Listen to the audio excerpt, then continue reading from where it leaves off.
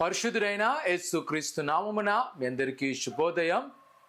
నేటి యొక్క మంచి శుక్రవార ఆరాధన దేవుని యొక్క మందిరములో ఉదయము 12 గంటలకు ప్రారంభించబడుతుంది. ప్రతి వారు సకాలం రావాల్సిన కోరుచున్న 7 మాటల శిలువ ధ్యాన వాక్యం ఉంటుంది. సకాలంలో దేవుని యొక్క మందిరానికి వచ్చి ఆరాధించవలసిందిగా కోరుకుంటున్నాను.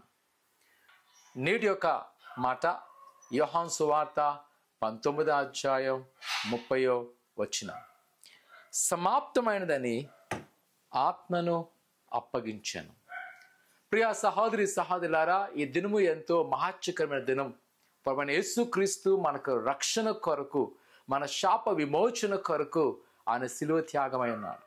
ఆ శిలువ మీద పలికిన మాటల్లో ఇంకా చివరి మాట సమాప్తమై ఉన్నది.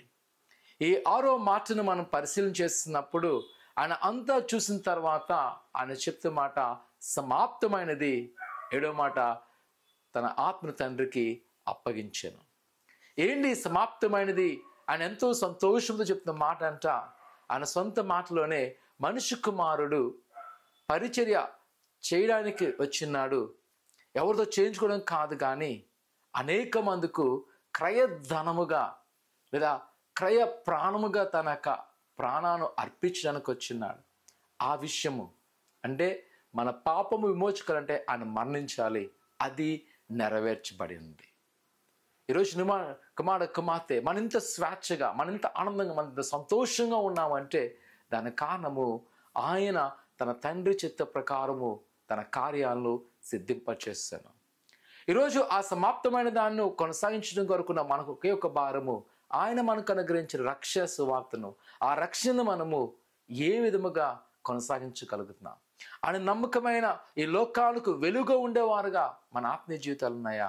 ఒకసారి మనము ఆలోచించాలి. ఈరోజు ఆయన శిలువ మీద బాధపడినాక వేదన ఎంతో మనకు గురి చేస్తుంటుంది.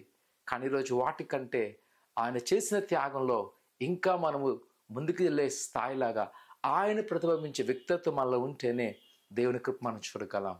ఒకవేళ అలా మనం ఉంటామా? ప్రార్థన చేసుకుందాం. పరిశుద్ధుడా దేవానికి కొన్నాళ్ళు, ఆయన మా కొరకు చేసిన ప్రాణ త్యాగాన్ని బట్టి ఉన్నారు. ఆయన మమ్మల్ని దీవించావు అందుకున్నారు, మమ్మల్ని ఆశ్రయించావు నీకు కొన్నాళ్ళు, నువ్వు మమ్మల్ని రక్షించిన ఆయన ప్రతి పాపాన్ని విడిపించినది బట్టి ఉన్నారు.